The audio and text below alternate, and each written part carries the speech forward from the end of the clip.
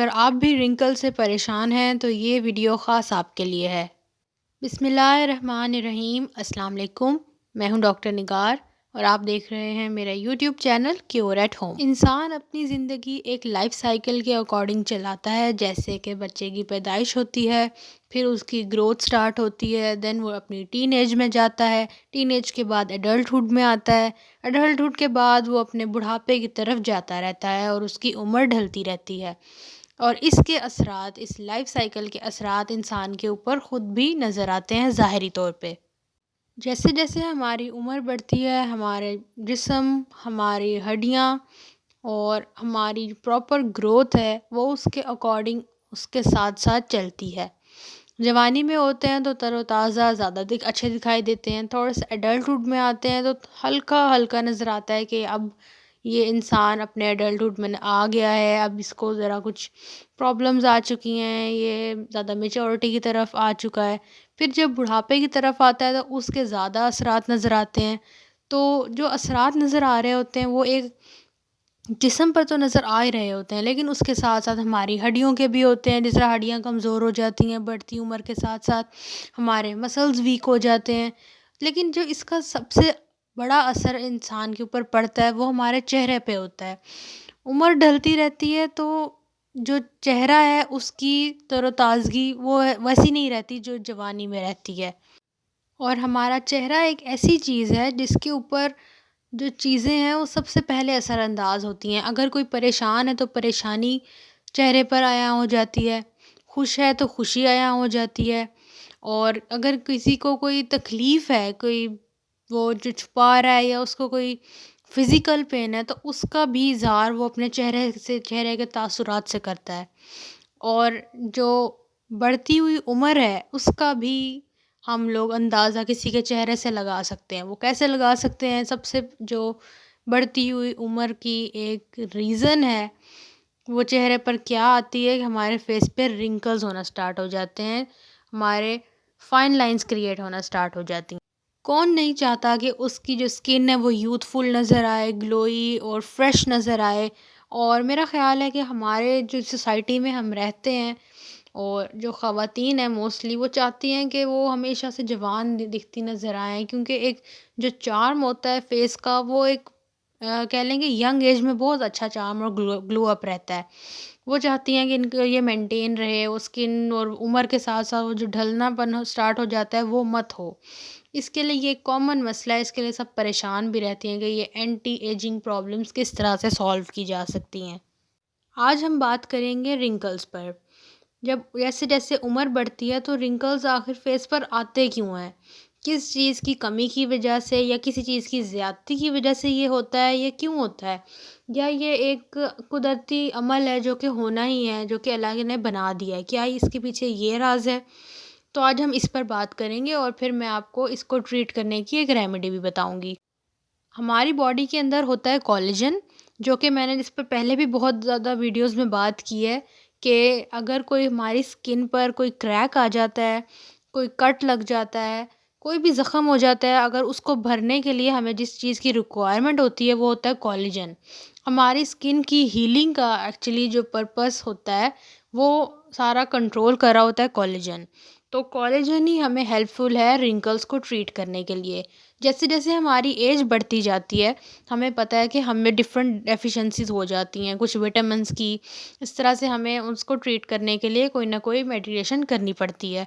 तो इसी तरह से जैसे जैसे एज बढ़ती है तो ये कोलेजन एक ऐसी चीज़ है जो हमारे अंदर बहुत तेज़ी से ख़त्म होने की तरफ जाता है जैसे जैसे हमारी एज बढ़ती है। तो जब हमारी एज बढ़ेगी उसी उसी स्टेज पर जाकर हमारा जो बॉडी के अंदर कोलेजन है उसकी डेफिशिएंसी होना स्टार्ट हो जाएगी। जब स्किन में कोलेजन की कमी हो जाएगी वो इनटाइट करके, मतलब मजबूती से स्किन को पकड़ के नहीं रखेगा, हमारी स्किन टाइट नहीं रहेगी, तो वो हमारी स्किन लूज़ होना स्टार्ट हो जाएगी। और जैसे जैसे स्किन लूज़ होगी फिर वहाँ पर हमें रिंकल्स और फाइन लाइंस जो हैं वो पड़नी शुरू हो जाएंगी, जैसे माथे पे बल आ जाते हैं और आई बैग्स बन जाते हैं, ऐसे आँखों के नीचे ऐसे बिल्कुल पफीनेस हो जाती है, फूल सी जाती है जगह। और आँखों के साइड पर, लिप्स की साइड पर लाइन्स सी बन जाती हैं, रिंकल्स हो जाते हैं। वो क्यों होता है? वो इसलिए होता है कि हमारी स्किन की इलास्टिसिटी ख़त्म हो जाती है, कोलेजन ख़त्म हो जाता है और वो जो स्किन जिसने टाइट करके स्किन को रखा होता है कोलेजन और इलास्टिसिटी ने, वो स्किन को ढीला करना शुरू हो जाता है। स्किन लोगों की लटक जाती है, अक्सर गर्दन से स्किन लटकना शुरू होती है, फिर चीक से बिल्कुल ऐसे जिस तरह ढीली सी हो जाती है और लटकना स्टार्ट हो जाती है। वो इसलिए होती है क्योंकि बॉडी के अंदर कोलेजन की कमी है, स्किन के अंदर कोलेजन और इलास्टिसिटी की कमी है और इसी की वजह से रिंकल्स भी होते हैं। इसीलिए इसको हम रिलेट करते हैं एजिंग प्रोसेस से कि ये हमारी बढ़ती हुई उम्र के साथ साथ होता जा रहा होता है। जब हम यंग हैं तब फुली इनरिच्ड स्किन है, कोलेजन से बड़ी टाइट सी स्किन होती है, अच्छी होती है। एज के साथ साथ फिर ये इशू आता रहता है। अब बात ये है कि क्या ये ट्रीटेबल चीज़ है या नहीं है? इसको सिर्फ़ इसके साथ ही जीना पड़ता है या इसका कोई इलाज भी है? जैसे कि मैं हमेशा कहती हूँ कि हर एक चीज़ का ट्रीटमेंट मौजूद है और ट्रीटमेंट को स्टार्ट करने का जो बेस्ट वे है वो ये है कि हम उसको घर से स्टार्ट करें। जो हमारे पास घर में चीज़ें मौजूद हैं हम उनसे स्टार्ट लें, देन हम आगे फर्दर प्रोसेस को बढ़ाते जाएँ जैसे-जैसे हमें सूटेबल लगता है। इवन मैं कहती हूँ कि जो आप फर्स्ट स्टेप लेते हो ना वही आपका कहने को लास्ट स्टेप भी प्रूव होता है कि आपको उससे इतने बेनिफिट्स आने लग जाते हैं, आप में इतनी मोटिवेशन आ जाती है कि मैंने अगर ये चीज़ को ट्रीट कर लिया तो मैं और चीज़ों को भी ट्रीट कर सकती हूँ just by staying at home and using organic products. अब आ जाते हैं इसकी रेमेडी की तरफ जो कि हमने आज डिस्कस करनी है। किस तरह से हम रिंकल्स को ट्रीट कर सकते हैं और जो कोलेजन डेफिशिएंसी है हम उससे किस तरह से टैकल कर सकते हैं कि हमारी स्किन की इलास्टिसिटी लूज़ ना हो और रिंकल्स बिल्कुल भी ना हो। अच्छा, अब ये भी बात आ जाती है कि किस एज में एंटी एजिंग प्रोडक्ट्स को यूज़ करना चाहिए कि मतलब आपको अगर रिंकल्स हो गए हैं तो आप यूज़ करेंगे ही कि भई ये रिंकल्स ख़त्म हो जाएँ। लेकिन ये एक साइंटिफिकली अप्रूव्ड चीज़ है कि हमें एंटी एजिंग प्रोडक्ट्स को अपनी अर्ली 20s में ही स्टार्ट कर देना चाहिए। वो क्यों है? अब देखें अगर हम बिल्कुल अपनी 40s टू 50s की एज में जाके किसी चीज़ को यूज़ करना स्टार्ट करेंगे जैसे एंटी एजिंग प्रोडक्ट्स को हम यूज़ कर रहे हैं कि भाई अब रिंकल्स तो हो रहे हैं तो उसको ट्रीट करने के लिए उस 30 से 40 सालों में जो आपका कोलेजन और वो चीज़ें लूज़ हुई हैं, ज़ाहिर है वो रिकवर करने में एक टाइम लेगा कि अब वो लूज़ हो चुका है, उसकी आपको डेफिशिएंसी हो गई है तो उसको वो टैकल बैक करने के लिए कुछ टाइम लेगा। लेकिन अगर आप उसको अपने अर्ली 20s से ही स्टार्ट कर रहे हैं, आप अपने डेली रूटीन में उसको शामिल कर रहे हैं, तो आप जब अपनी 40 टू 50s की एज में पहुँचेंगे तो आपकी वो डेफिशिएंसी नहीं होगी और आपको रिंकल्स भी नहीं होंगे। तो आप क्यों नहीं उसको एक प्रॉपर अपनी रूटीन में शामिल करते? तो इसीलिए साइंस भी ये कहती है कि आप अपनी अर्ली 20s में ही जैसे आप अपनी बाकी स्किन केयर रूटीन या डाइट्स को लेकर चल रहे होते हैं, उसी तरह आप इसमें एक एंटी एजिंग प्रोडक्ट्स का भी इस्तेमाल करें ताकि आप अपनी 50s टू 40s की एज में जाके भी यंगर और यूथफुल नज़र आएँ और किसी को ये आइडिया भी ना हो सके कि आप अपनी 50s में हैं। सो अब अपनी रेमेडी बनाना स्टार्ट करते हैं। सबसे पहले आपने अपना एक ऑरेंज ले लेना है। Orange is full of collagen जो कि वुंड हीलिंग, स्किन हीलिंग के लिए बहुत ज़्यादा बेनिफिशियल है। एक ऑरेंज ले लेना है आपने और उसको नीम गर्म पानी के अंदर डाल देना है। फिर आपने उसके अंदर मीठा सोडा डालना है, ऑलमोस्ट 1 टेबलस्पून ऑरेंज के ऊपर डाल देना है और फिर आपने उसको अच्छी तरह से ना वॉश करना है उसी पानी के अंदर मीठे सोडे से। इससे क्या होगा कि जितने भी बैक्टीरियल चीज़ें अगर उस पर कुछ लगी हुई है ना बैक्टीरियाज़ वगैरह तो वो सोडा से बिल्कुल वॉश ऑफ हो जाएंगी और ऑरेंज जो है ना वो बिल्कुल कह लेंगे केमिकली अप्रूव्ड हो जाएगा कि इसमें कोई भी कॉन्टेमिनेंट्स किसी तरह का बैक्टीरिया या जर्म्स नहीं है, वो बिल्कुल साफ़ हो गया है।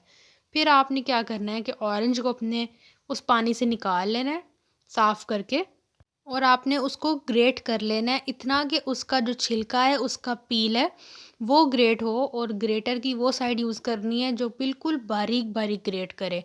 वो करने के बाद आपने बस उसका जो पल्प और वो अंदर से रह जाएगा वो आपने साइड पे कर देना। जस्ट यू नीड अ पील, पील को आपने ग्रेट करना है। वो करने के बाद आप कीप इट सेट असाइड, उस साइड पर रख देना है। देन आपने लेनी है एक कैरेट, 1 कैरेट लेनी है, उसको वॉश करना है, उसको पील करना है, उसके छिलका उतार देना है। छिलका उतार के आपने उस एक कैरेट को भी बिल्कुल बारीक बारीक ग्रेट कर लेना, कद्दूकश कर लेना।